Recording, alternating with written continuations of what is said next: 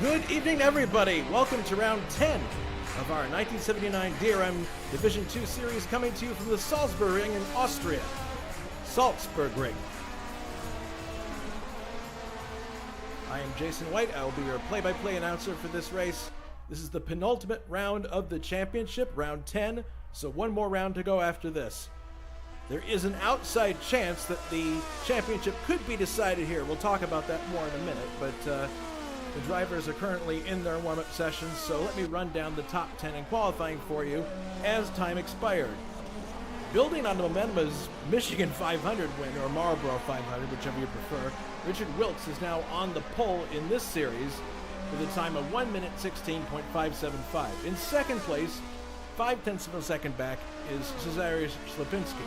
Third is Juha Boss. Fourth, Ruben Fernandez. Fifth, Nicholas Kirsten. Sixth, Anders Nilsson. Seventh, Tim Hilla. Eighth, David Watman. Ninth, Giovanni Centorami. And 10th, Johnny Aces. That's the top 10. And I would point out that the top 6 cars in that list are all turbocharged. So the turbo cars definitely have an advantage on this circuit. Power down the straight's definitely a factor. So we'll keep that in mind as the race unfolds.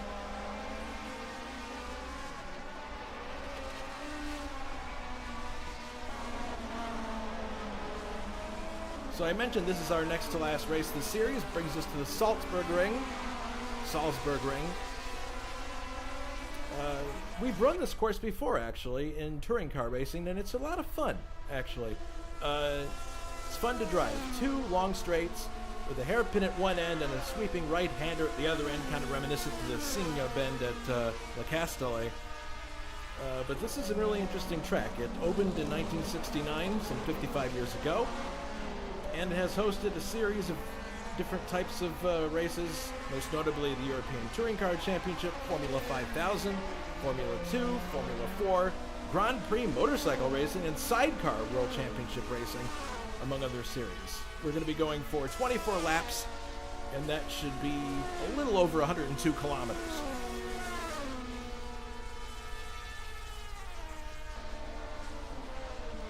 So now let's take a look at the drivers' points going into today's race. Very important because we're almost to the end of the series. Anders Nilsson is on top with 90 points, but he doesn't have that big of a cushion at the moment. Nicholas Kirsten is only 8 points back in second, and Grant Riddall is 9 points back in third. So they are within striking distance of possibly nabbing the title from Anders if something should go wrong for him. And then you have Cesare Slipinski in fourth with 52 points. There would have to be a serious calamity with the guys up front in this list if he wanted to vie for the championship. They would all have to DNF massively in order for it to work. But he's in fourth with 52 points, and then we have Ricardo Mendez rounding out the top 5 with 45 points. So that's the point spread right there. Now remember, this is how points are scored in the DRM Division 2 series. First place is 20 points, second place 15. Then 12, 10, 8, 6, 4, 3, 2, 1 down the line. The driver has to cross the finish line after the race winner does in order to be classified. After this race, the drop score rule does go into effect, but the series admin Juha has informed me that this will not have an impact on the points this time around, given the number of scores that have taken place with the people on the chart that we're looking at. There is the possibility that Anders could wrap up the championship tonight. It's very unlikely, but if Nicholas and Grant have some kind of calamity and Anders is up at the front, he could claim the championship if he outscores Nicholas or Grant by 13 or 12 points. So we'll see what happens. Anders isn't very far up on the qualifying order, not that that would stop him from wrapping up the title tonight, but again, it would depend on him having a good finish and for Nicholas and Grant to have bad finishes out of the points. So we'll keep an eye on that as the race unfolds. All right, let's go out on the track now and see if we can hitch a ride with somebody here. Oops, well that's a track map, but reminding you, those 2 straights are actually, they aren't really straights because they're kind of curved in some places, but they do behave like straights because you can be flat through them. So that's why I am compelled to call them straights. All right, now let's go onto the track and see if we can find somebody who's about to finish a lap. All right, here comes Richard Wilkes, our pole sitter. Let's go on board with him because he is just now heading into the sweeper turn. And then after a series of bends, he'll be on the main straight, and we can go for a lap with Richard Wilkes. Oh, whoa! Richard Wilkes runs a little wide into the grass there, getting his mistakes out of the way before the race starts. Heading into this left-right combination, and after that we should be going onto the pit straight. Here we are, and look at how much he corrects coming off that corner. Now this is the main straight here at Salzburg-Ring. Crossing the line, there's a yellow flag. Oh, that's for Anders. He stopped at the end of the pit exit. So it's flat through here. Let's see if he lifts at all going through this curve. Well, he has to actually tweak the car quite a bit there, but now he's definitely braking going into this banked right-hand hairpin. That banking definitely is helpful in maintaining speed. Accelerating now out of that hairpin. This is the backside of the course.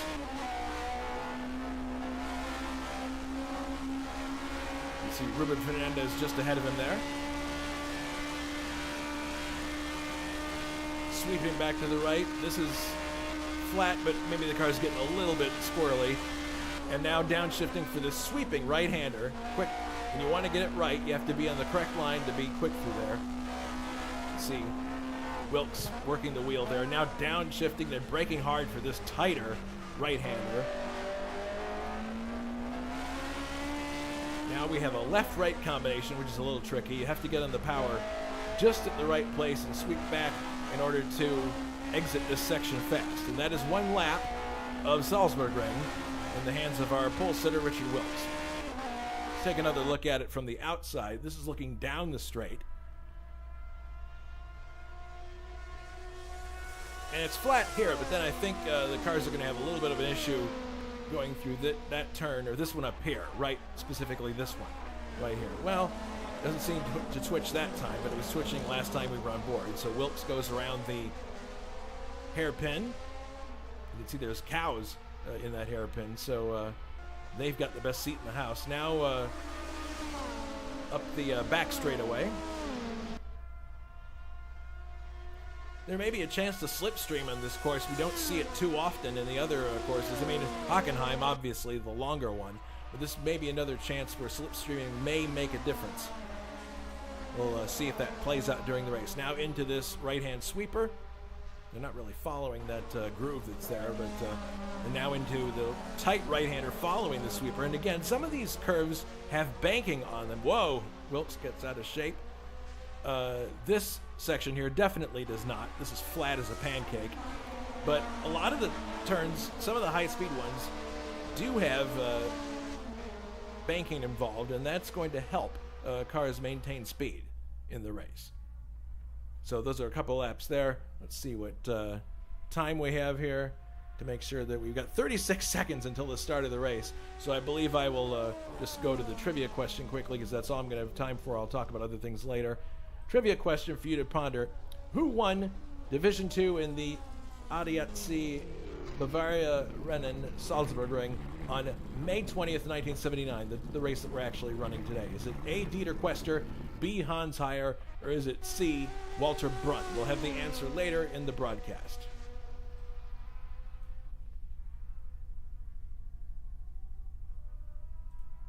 All right, so clock is at 0, and we'll eventually be going to the race session. A limited field here today. There's only like 12 or so cars, which is a little unfortunate, but the key players in the championship are here, and that's the important thing. So we'll keep that in mind, and we'll also keep in mind the point scheme as we go along and relate it back to what is going on in the race to see what kind of an impact, or forecast what kind of an impact it'll have. All right, so we're waiting now to go to the race session. There's the siren that says it's time for the race. I'm going to get a nice shot here of our pole sitter.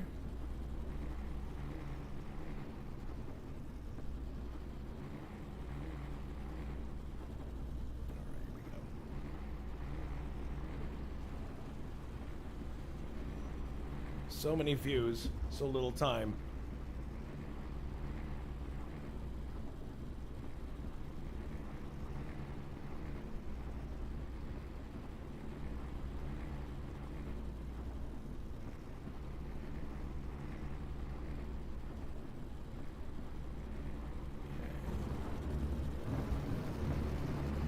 All right, so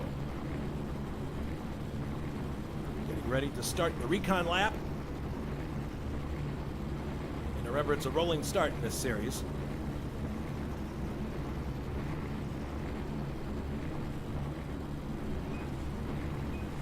Oh, it sounds like they had issues with the pace cars, so they're going to just do a manual start. Okay, no problem. On the pole, Richard Wilkes, Jägermeister Racing Team number 6. In second, Cesare Ślepinski, Karl-Heinz Becker, number 13. Third, Juha Boss, Rodenstock Verth Team number 4. And fourth, we have Ruben Fernandez, Hoffman Automation's car number 23. Fifth is Nicholas Kirsten, Walter Brunn, number 20. Sixth is Anders Nilsson, the points leader, Emil Klein Racing Team number 12. Tim Hillis starts 7th, appropriately, in car number 7. 8th is David Wattman, Willie F. Racing Team number 22. 9th is Giovanni Centorami, Team La Pietra Champagne number 17. Johnny Aces starts 10th in the Autohaus K. Oppenhauser 2002. 11th, Rob DeVries, Krankenberg GS Tuning. 12th, Simon Wattman, Sachs Sporting number 2. 13th, Filippo Marazzi, Team Albert Rodenstock number 9. Janik is 14th in the Richard Genvi number 15. 15th, Matthew Sibignani, Rodenstock Verth Team number 5. And last, 16th, I believe last car is David Saber, Sachs Sporting number 1. No, actually one more. Bruno Chacon, Emil Klein Racing number 22.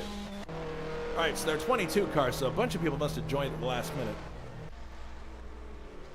Here they are coming down now towards the sweeper turn. Or actually, that's the tighter of the two. And in a minute, they'll be going through a left-right-hand combination, and at that point, excuse me, and at that point, we will be racing. Coming through the last series of turns here.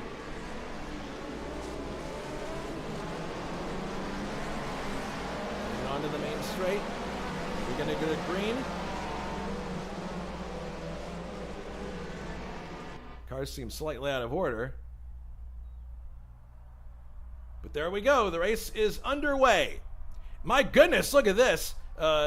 Wilkes goes all the way down to the inside. Here comes one of the cars. It's freaking 3 wide behind him there for a minute. Some people not happy about it. Wilkes is in the lead. And you can see Ślepinski is in second place. Everybody coming through. Oops, somebody has already lost the front end. It is Bruno Chacon. That's really unfortunate. So that's going to be a problem for him. His car is going to push the rest of the time. But Wilkes is definitely in the lead. Nilsson is all the way up to second place at that start. He's being challenged by Juha Boss. Boss has second for the moment. As they come down to this fast sweeper turn to the right. Lots of action behind Wilkes here. Wilkes doesn't mind because the more action that's there, the further away he can pull. Nilsson's going to be content with third for now.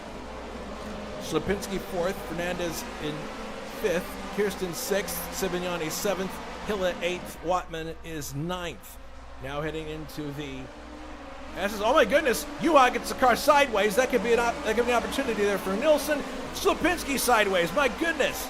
So some of these guys having a hard time controlling the car at the end of lap 1. Leader is Richard Wilkes, and that actually, look at it, it's 3 wide. Behind, well, at least for a minute there, behind Juha Boss. And Anders Nilsson has fallen all the way back to 5th place. Now 6th place in that exchange that went on there. Heading through the hairpin section. Wattman trying on the inside of Centorami. poor Chacon is without a front wing. That's definitely going to put a damper on his chances to do well. There's Wilkes. He's got a very sizable lead so far of 4 seconds. Juha Boss.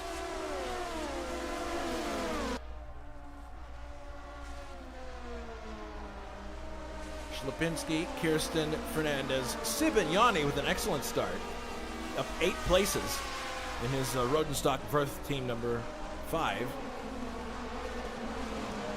Heading into the tighter banked turn now. Cars are getting ready to complete lap 2. It says lap 3 on the chart up there, but it's actually, for our intents and purposes, racing lap number 2. The first lap does not really count. Coming down the straight again toward us.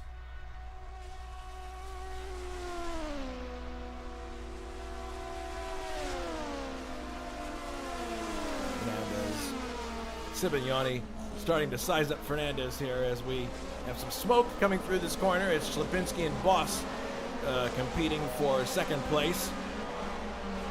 And Wilkes is continuing to increase his lead. It's now some 5 seconds.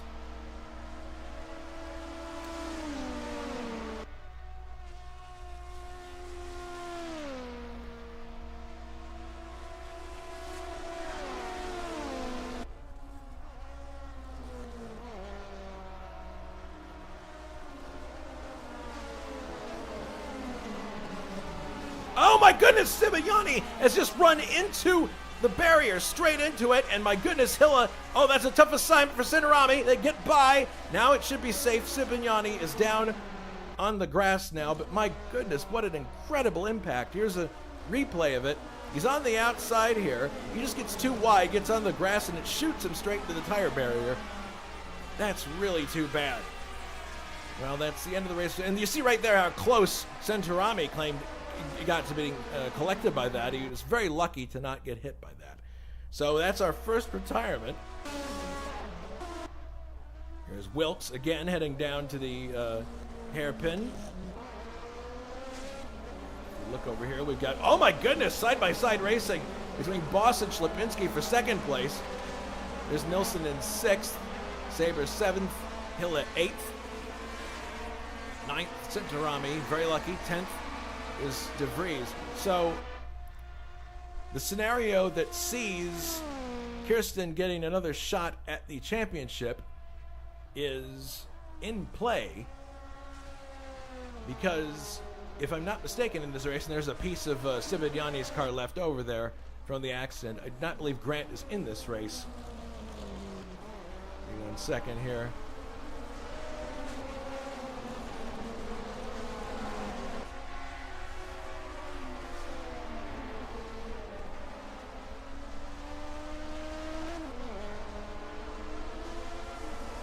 No, Grant Riddall is not in this race. So really the key players to watch here are Anders and Nicholas Kirsten. Those are the two we should be watching.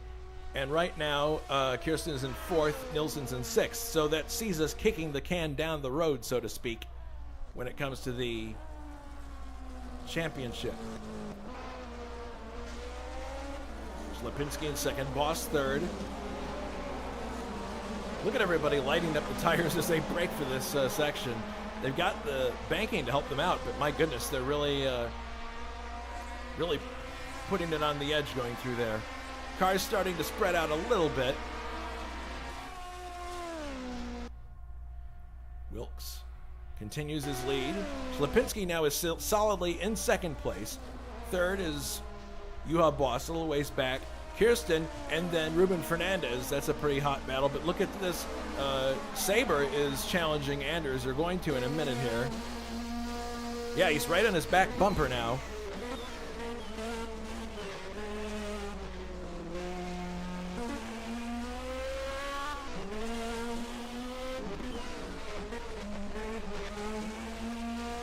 Through the chicane.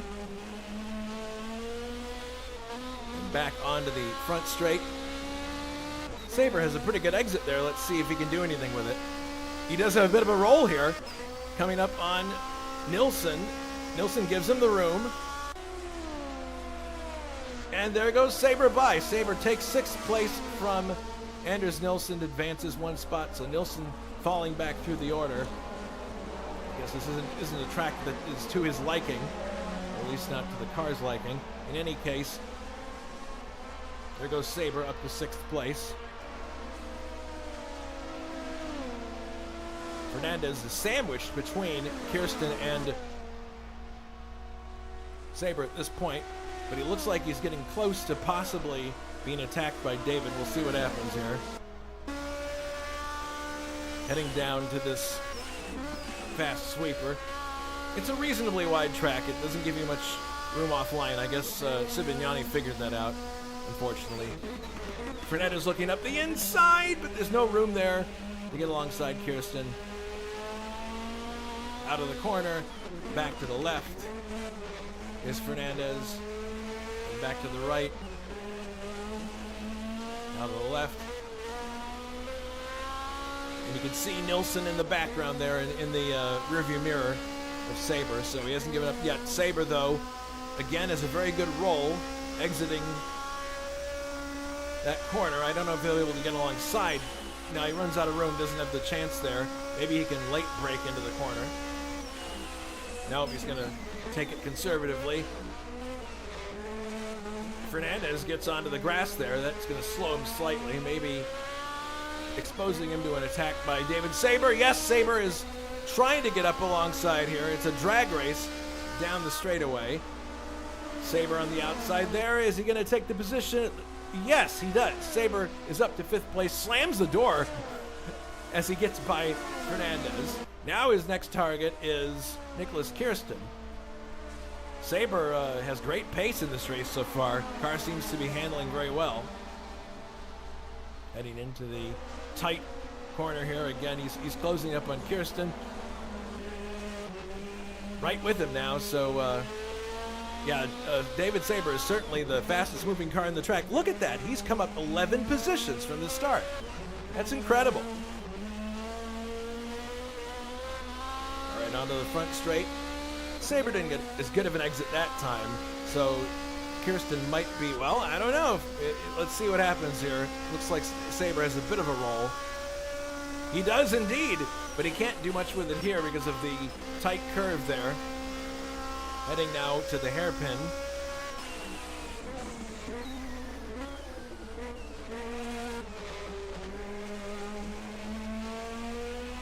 Yeah, but 11 places up from the start. Sabre is definitely on a tear, has good pace in his Ford Capri. And he definitely has more speed here than Kirsten does coming on the back straight. Let's see if he can pop out and take 4th. There he goes, pulling alongside and right through. Making very short work of this field is David Sabre. And he is now in 4th place at 12 places from the start. Very impressive. Marazzi also out of the race now, so we have 2 DNFs at this point as we are going into lap 9 next.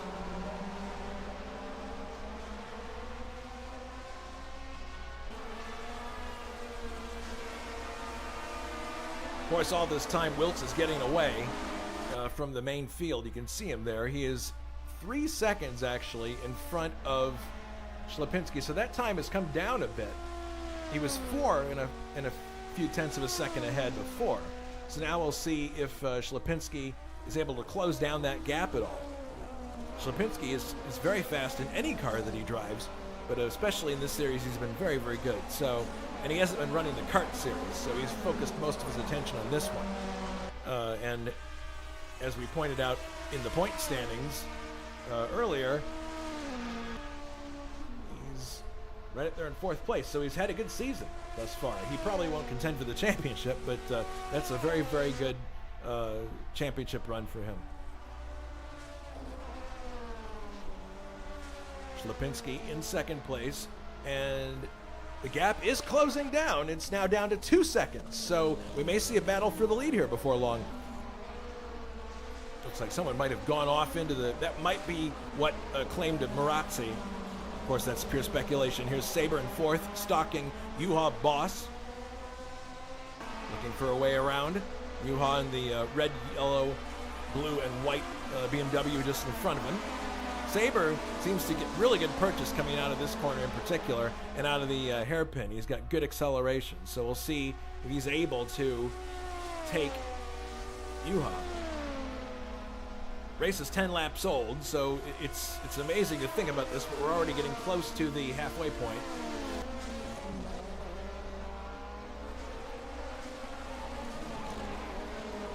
Heading into the hairpin here. Let's see if Saber... Oh, Saber gets a bit loose on the exit, but I don't think it's going to cost him too much there. Meanwhile, Fernandez is back here, running behind Nicholas Kirsten, very close to him, actually. And if anything goes wrong with those two, you can bet Anders is right there to pounce if he sees an opportunity. But Fernandez right on the back bumper of Nicholas Kirsten at the moment as they head into the sweeper. Look at Nilsson. He actually gained a lot of time on the backstretch there. These cars are all now right together. Fernandez trying an outside line. That doesn't work. He's, my goodness, very, very close to losing the back end on the grass. But that gave Nilsson a chance to close in. Let's see if Nilsson can... Oh, and we have a yellow flag here, and tires... what was that? Let's see. Well, it happened too soon ago. It was Juha Boss! Oh, no! Let's see a replay of what happened here. Juha heading through the tires, and oh, goodness! He just clipped one of the tire stacks just by a little bit. That was just enough, and Juha is now out of the race. That's too bad. That's not a fun way to go out of the race, believe me. Wilkes still leading by 2.5 seconds. That's kind of leveled off. You can see there Cesarius Schlepinski in second place. Wilkes doing a good job so far, leading from the pole. Saber now up to third because of the retirement of Juha. So Saber took advantage there, and so does Kirsten and Fernandez and Nilsson. But look at Nilsson chomping at the back of Fernandez. He really wants to get by here. Centorami also out of the race. Not sure if that was caused by the incident that happened there. It might have been a separate incident entirely, but we'll stay with the lead cars here. Heading through this right, left, right combination. Nilsson definitely has a head of steam here. Let's see if he can possibly get by Fernandez. Right with him.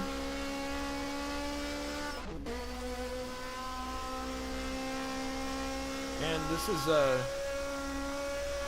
this turn up here where it's very sharp to the left is turning out to be the equalizer, because right there and that past one where they went to the right hand. Look at how much the car pitches going into this bank curve. It's a lot like Tarzan corner at Zandvoort. Now Anders is right behind Fernandez. Was balked a little bit there, but has to find a way around him. And it's pretty tight back here. There isn't much room to get alongside somebody. All Fernandez has to do is just move a little bit to the middle of the track, and he's effectively got the position. Heading into the fast sweeping turn. And is he going to try up the inside here? No. Fernandez slides a little wide, but he's okay.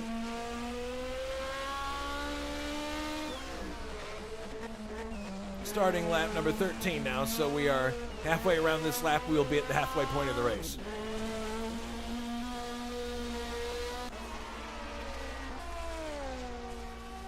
And the gap has actually increased somewhat. It is now, well, now it's coming down drastically. I think we're going to find that the gaps to cars are like a rubber band at times on a circuit like this. It seems to get tighter towards the end of the straights, and then when you're on the straight it expands, and you can see that now.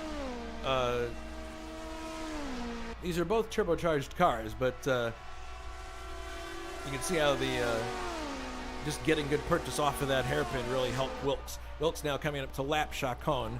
I'm sure Chacon will just move out of the way and not give him any issues. Yeah, he's already by him at this point. And the gap is coming down, but I don't think that's due to any delay on the part of Chacon. I think he was pretty compliant there. Looking back further, Saber is now solidly in third, out of contact with everybody. There's probably a strong possibility he'll finish there. Kirsten fourth. Oh, look at this. Nilsson all over the back end of Fernandez, trying to get some more points. He realizes that the championship is at stake. Kirsten is his lone competition on the track, really, realistically. So he wants to finish in front of Kirsten if he can.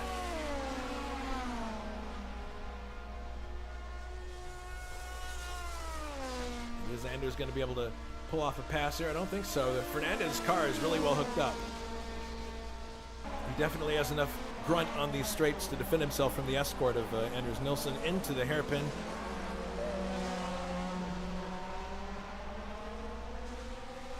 Heading out now, maximum acceleration along the back straightaway. Yeah, 4 DNFs so far: Sivignani, Marazzi, Boss, and Centurani.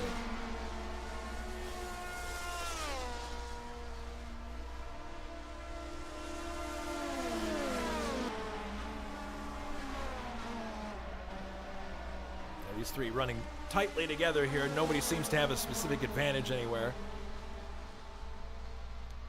Let's keep a close eye on this, because this battle does have championship implications. Fernandez not really part of that. It's Nilsson and Kirsten that are in those implications. But Saber closing up now. That's Chacon. It's not for position. But now look at this. Here, there is now a battle for the lead. Wilkes must have made some kind of an error, because Ślepinski has closed up all of a sudden to under a second. He was in like a half second back there towards the start-finish line. So now we have a race on our hands for the lead. Ślepinski closing in dramatically on Wilkes. Onto the back straightaway now. And these are both turbocharged BMWs, so the power is essentially the same. The talent is really what's on display here.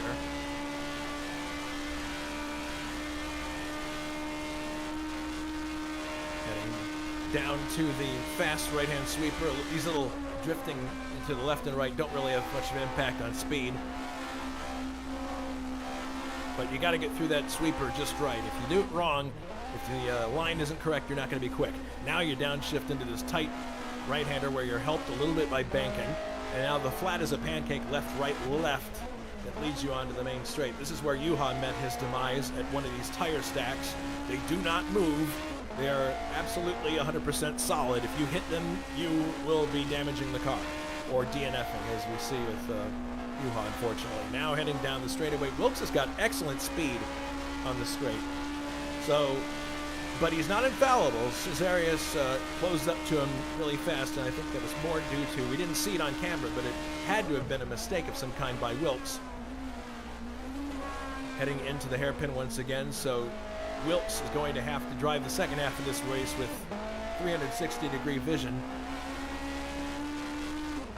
Cesarius dropping back a little bit now. Wilkes may be finding another gear here. He realizes he's got to pull away. But the other thing you have to remember with these turbocharged entries, you do not want to drive them too hard, because you could blow the engine easily. We've seen that in some of the races.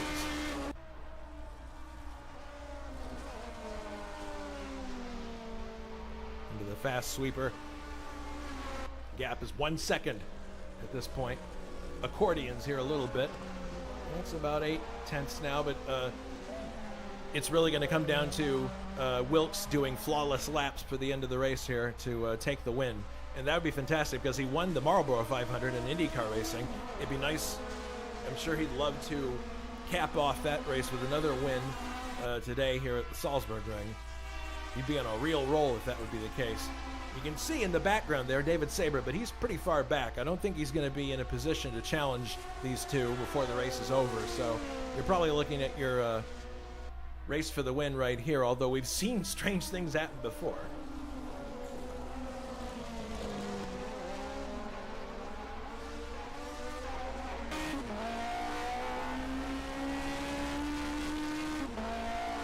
Yeah, Wilkes stretching that lead out now to 1.5 seconds.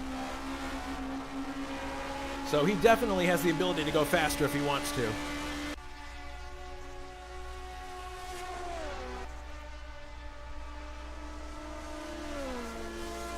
Nilsson back in 5th place now. He's passed Ruben Fernandez, so he's back in 5th, but he's got a ways to go before he gets to Kirsten, and Kirsten is his main competition in the fight for the championship, the 1979 DRM Division II championship.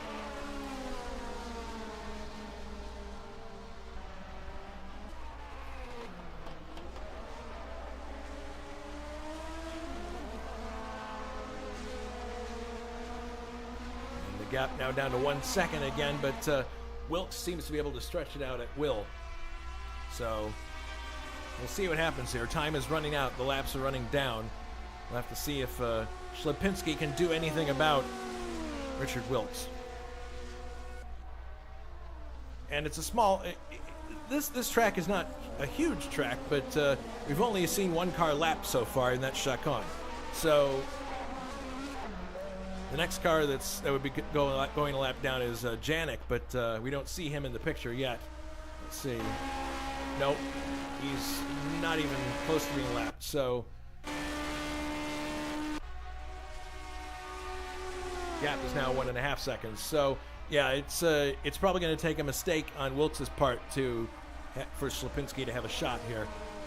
Saber in 3rd, Kristen 4th, and these cars that were once right together, these three are now spread out quite a lot. With Nilsson in 5th, Fernandez in 6th. 7th is Tim Hilla, and he's pretty much running by himself. 8th also running by himself, Rob De Vries. 9th, Wattman, the David variety, is just coming through the hairpin now. Johnny Ace is behind him with the last points paying position in 10th. 11th is Simon Wattman in the other Sachs Sporting entry, number 2. 12th, Brian Janik. And those are, well, there's one more, it's Chacon, I believe, yes. So those are the only cars left. There's 13 running, 4 retirements, 17 started.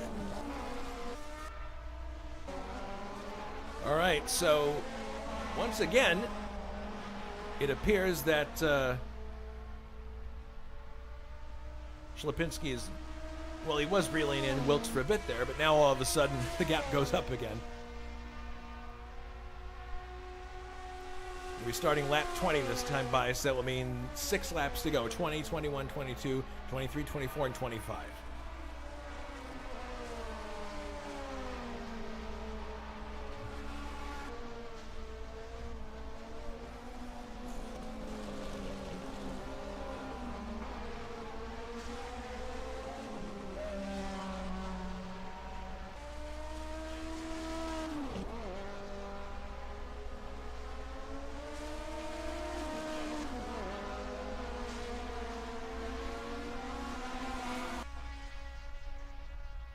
Here they come down the straightaway now, closing laps of round number 10 in this series.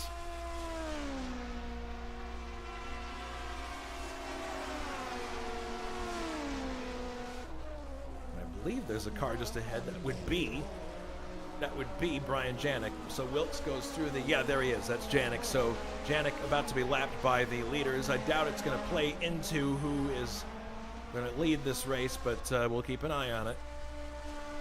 You can hear him just out of frame there. Wilkes first. Ślepinski is in 2nd. There's Janik there. 3rd, Saber. 4th. And now we're getting a little bit of a gain now by Fernandez. Fernandez coming up to challenge Kirsten. Oh my goodness! And Nilsson fell back to 6th, so that he must have had some kind of an incident there, because he was ahead of Fernandez. Now Fernandez is challenging Kirsten, maybe not in this corner, but definitely looking like he's going to make a try.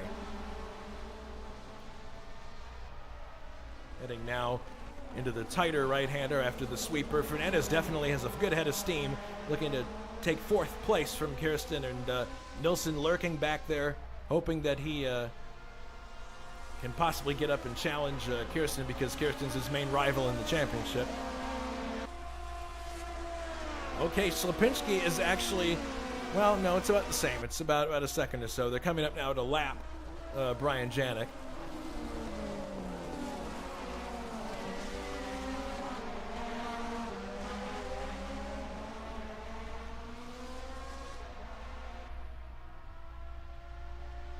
Heading down to the back straightaway now, and Janik's going to give him plenty of room, like a gentleman.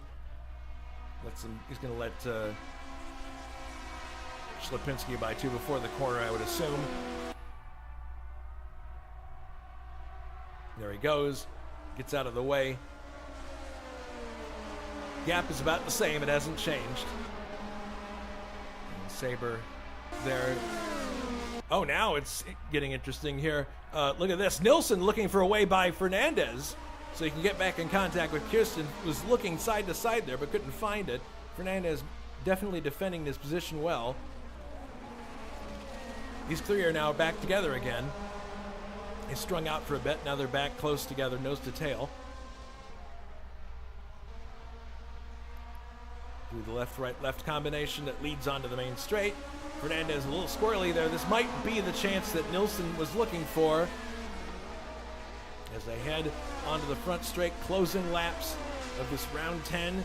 And it appears, given what we're seeing here, that the championship will be kicked down the road one more time, and we'll solve that championship in the next round, the final round of the DRM Division 2 series.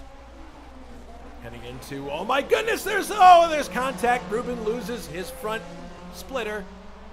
He saw it fly off there. He just tapped the back end of Kirsten. Now, is that going to give a chance for Nilsson to take him before the race is over? I would say yes. Fernandez gets onto the grass there. He's definitely understeering. And here comes Anders. Anders goes up to 5th place there, taking advantage of the damage that Ruben has suffered there. And he clearly, I know that Ruben didn't drive into the grass on purpose there. That was understeer from the lack of downforce in the front. And the same thing's happening again. No! Dang! Ruben straight into the barrier, and that was definitely as a result of the loss of downforce at the front of the car. The car just slid off into the gray. Ruben just wasn't anticipating that. Maybe it's possible he didn't know that he had a lost splitter and just kept going. That's a potential. It's harder to see that stuff when it's a closed wheel car as opposed to an open wheel car. But now, Kirsten and Nilsson are straight up and next to each other here so they can resume their championship battle. Lipinski still a second and change behind, but look at who's catching him is David Saber all of a sudden. So Saber might be able to get second place here. Saber has had a stupendous run from the start. He is 13 places up. Look at him. There he goes. Is he going to get third place? He certainly seems like he's got the speed to do it. I don't think he can get him here, but definitely this last lap that's coming up is going to be an interesting one. Wilkes, the right-hander, and if he can complete this next lap, he will be the winner 2 weekends in a row. 2 different series. And through the final turn, and we are starting now the final lap of this round 10. There are some cars here that probably, they're safe. They're not going to be lapped by this point. But look at David Saber close in on Lipinski back there. Wilkes is happy with that because it'll distract Lipinski and probably keep him from challenging for the win. Wilkes leading. Lipinski second. Saber is in third. There they are, really close together.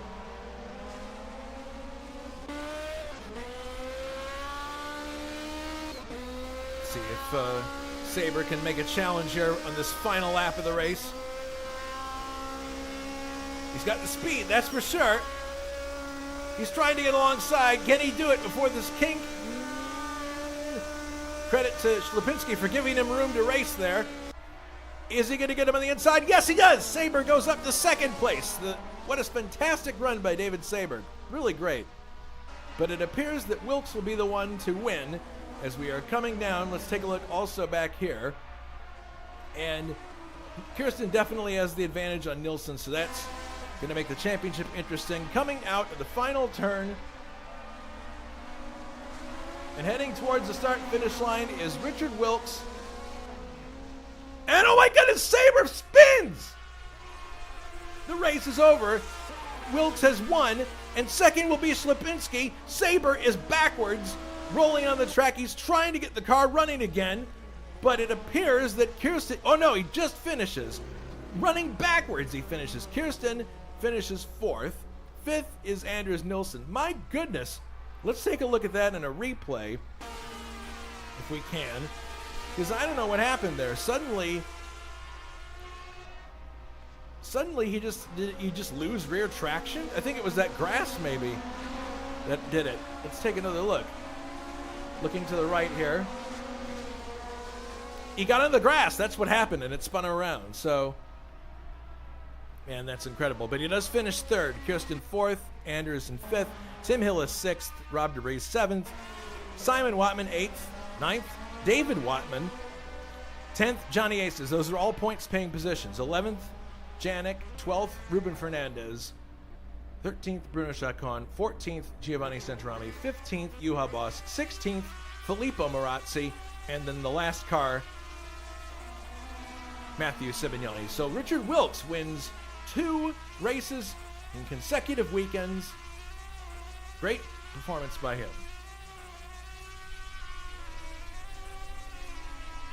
So that was round number 9. I'm sorry, not 9, it's 10. Round 10. We have round 11 coming up. And I believe I have a graphic. Well, no, I don't have a graphic for that. I've got graphics for other things. But round 11 will be coming up later on. I believe possibly early August. But check on the forum, and you'll see when the next round is, the final round for this series. But given the fact that Kirsten finished ahead of Anders, that's definitely going to keep the points tight going into the final race, and we'll see who's going to be the champion in round 11. Coming up at ISO on July 13th, it's going to be round 10 to 15 of the PPG IndyCar World Series, the Escort Radar Warning 200 at Mid-Ohio. It's funny because the actual Mid-Ohio race is being run today with IndyCars. So that is going to come up on July 13th. And then after that, we have another IndyCar race. July 27th, it's the Livingwell Provini 200. That is at Elkhart Lake, Wisconsin. And that's always a fun race. Green flag at 2000 CEST. And I wanted to tell you about one more thing before we go off the air. We have another podcast coming up.